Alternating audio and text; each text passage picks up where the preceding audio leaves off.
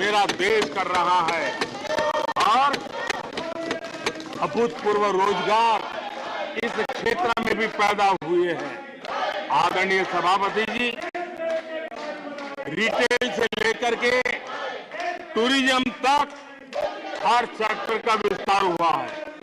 खादी और ग्रामोद्योग, महात्मा गांधी के साथ जो व्यवस्था जुड़ी हुई है, खादी ग्रामोद्योग को भी डुबो दिया था। आजादी के बाद सर्वाधिक खादी ग्रामोद्योग के रिकॉर्ड तोड़ने का काम हमारे कालखंड में हुआ है। आदरणीय सभापति जी, इंफ्रास्ट्रक्चर में हो रहा रिकॉर्ड निवेश, चाहे रेल का काम होता हो, रोड का काम होता हो, पोर्ट का काम होता हो, एयरपोर्ट का काम होता हो, प्रधानमंत्री ग्राम सड़क योजनाएं बनती हो, ये सारे इंफ्रास्ट्रक्चर के काम, उसके लिए जो मटेरियल लगता है, उस इंडस्ट्री में रोजगार की संभावनाएं बढ़ी है। हर जगह निर्माण कार्य के अंदर मजदूर से लेकर मैकेनिक तक हर प्रकार के रोजगार की संभावनाएं, इंजीनियर से लेकर के श्रमिक तक हर किसी के लिए रोजगार के नए अवसर बने हैं। और उसी के कारण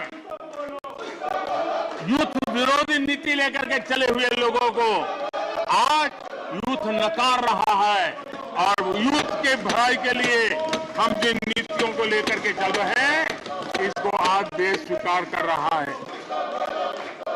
आदरणीय सभापति जी, यहां भी ये भी कहा गया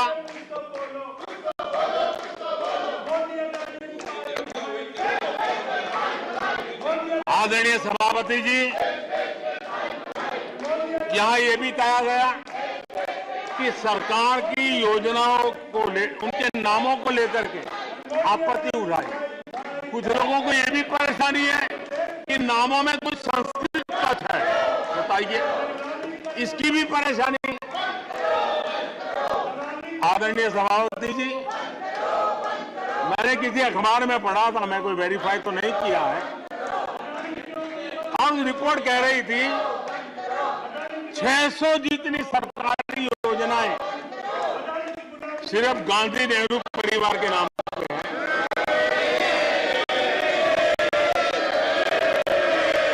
आदरणीय सभापति जी,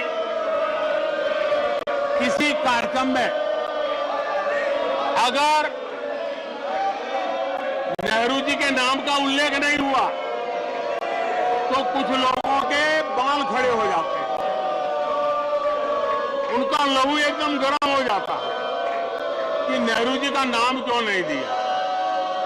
आदरणीय सभापति जी, मैं बहुत आश्चर्य होता है कि चलो भाई, हमसे कभी छूट जाता होगा नेहरू जी का नाम, और छूट जाता होता होगा, हम ठीक भी कर लेंगे क्योंकि वो देश के पहले प्रधानमंत्री थे।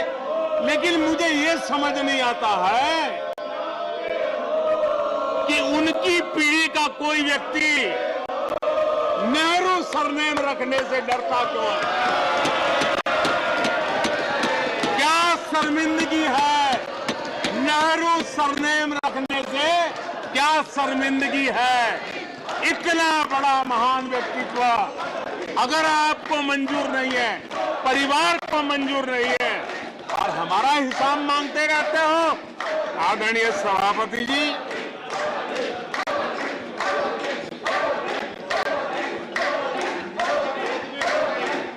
कुछ लोगों को समझना होगा, ये सदियों पुराना देश सामान्य मानवी के पसीने और पुरुषार्थ से बना हुआ देश, जन जन की पीढ़ियों की परंपरा से बना हुआ देश है। ये देश किसी परिवार की जागीर नहीं है। हमने मेजर ध्यानचंद जी का नाम पर खेल रत्न का पुरस्कार कर दिया। अंडमान में नेताजी सुभाष के नाम पर, स्वराज के नाम पर हमने द्वीपों का नामकरण किया। हमें गर्व हो रहा है। नेताजी सुभाष बोस के योगदान के लिए देश गर्व करता है, हम गर्व करते हैं। इतना ही नहीं, जो लोग आए दिन हमारे देश की सेना को नीचा दिखाने का मौका नहीं छोड़ते। हमने इन द्वीपों को परमवीर चक्र प्राप्त करने वाले सेनानियों के नाम कर दिया। आने वाली सदियों तक कोई हिमालय की चोटी एक एवरेस्ट व्यक्ति के नाम पर एवरेस्ट बन गई। मेरे द्वीप समूह मेरे परमवीर चक्र विजेता मेरे देश के सेनानियों के नाम कर दिया।